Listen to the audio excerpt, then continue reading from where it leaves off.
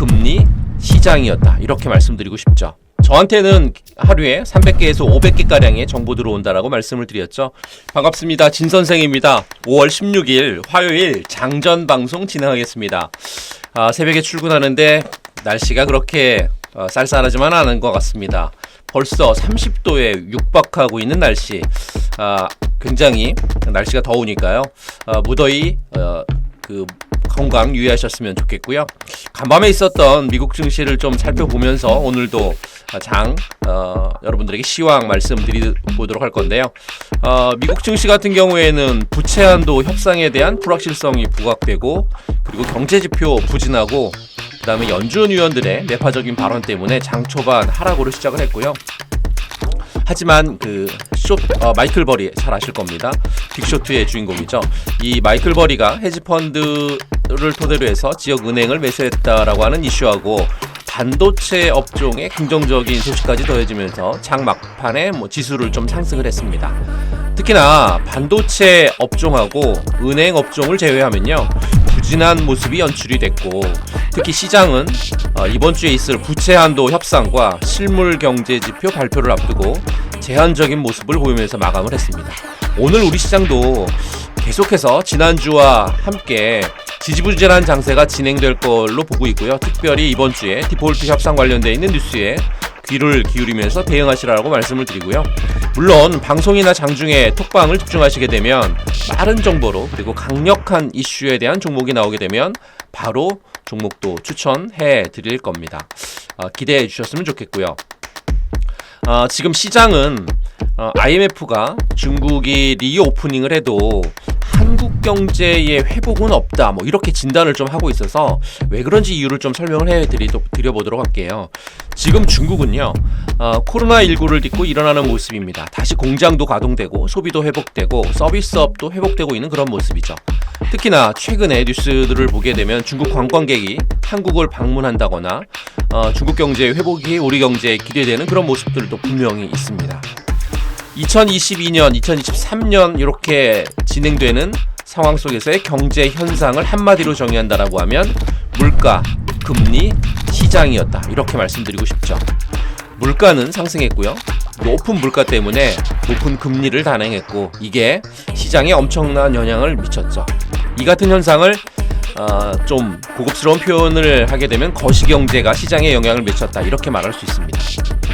주식의 종목이 나빠서 주가가 빠진 게 아니라 거시경제의 여건의 변화에 따라서 지금 나빠져 있는 그런 상황이다, 이렇게 표현할 수 있는데요.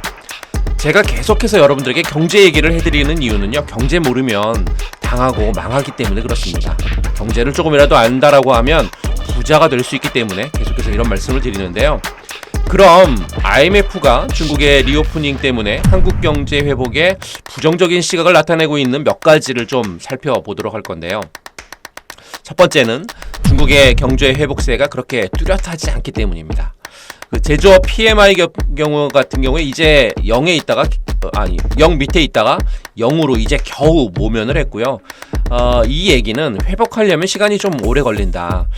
하지만 서비스업 같은 경우에는 조금 더 빠르게 회복을 하고 있어서 중국 경제 회복세가 그렇게 뚜렷하지 않다라고 하는 부분들 부각을 나타내고 있고요. 두 번째는 아시아 경제 성장률입니다.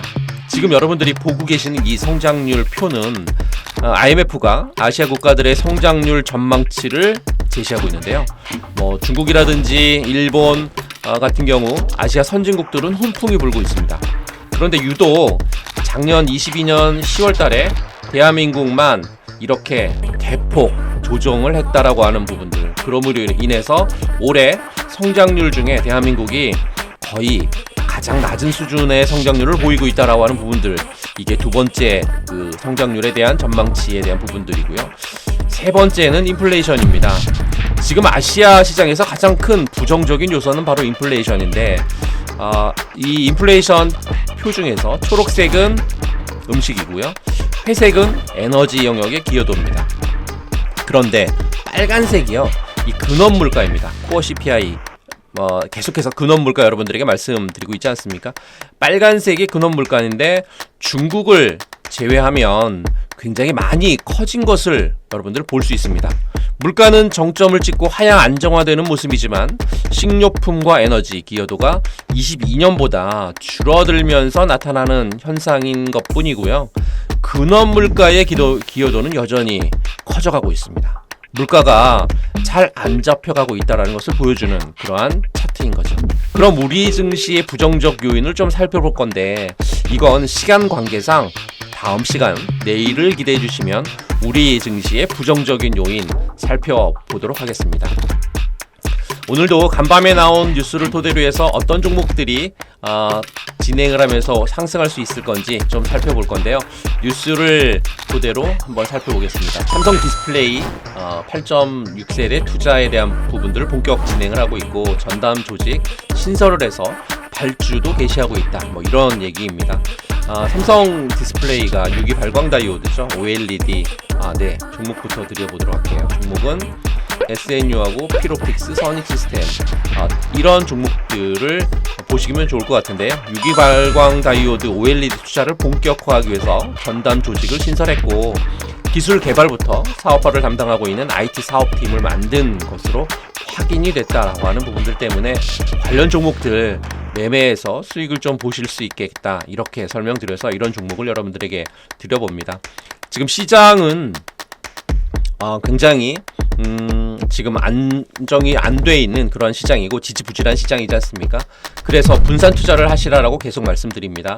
부채 최소화하셔야 되고요. 현금 확보 집중해야 되고, 우량주, 미인주 네, 투자하셔야 되고, 외환시장 같은 곳에 계속 분산 투자하셔야 된다, 설명드립니다.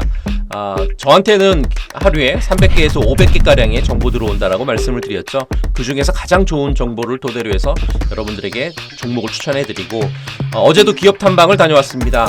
정말로 고급 정보 언제 드릴 수 있을 건지 그 타점을 잡고 있는 중이니까요. 고급 정보 나오면 여러분들에게 바로 추천드리도록 하겠습니다. 상신전자 기억하십니까? 덕양산업 기억하세요? 상신전자는 기업 탐방 다녀온 이후에 여러분들에게 드려서 불과 3일 만에 86% 폭등을 보여드렸지 않습니까? 이번에도 준비하고 있습니다. 엠바고 종목들 그리고 대회비 종목들 준비하고 있는데요. 준비가 되면 여러분들에게 바로 카톡방이든 아니면 방송이든 종목 추천해 드릴 거고요. 이번에도 역시나 이런 종목을 토대로 해서 여러분들의 원금 회복시켜 드릴 거고요.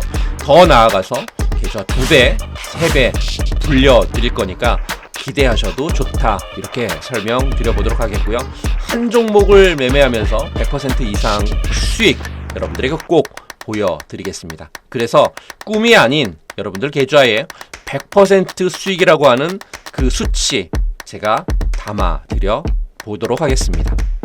저 진선생은요, 20년 넘는 동안 주식이란 이 생태계의 상위권에 포진해 있습니다. 이게 바로 실력이고 진짜고 가짜의 확실한 차이입니다. 저를 돈으로 사십시오. 그럼 여러분들의 시간이 남을 거고요. 남는 시간을 여유 있게 보내시기 바랍니다. 투자는 제가 할 테니까요.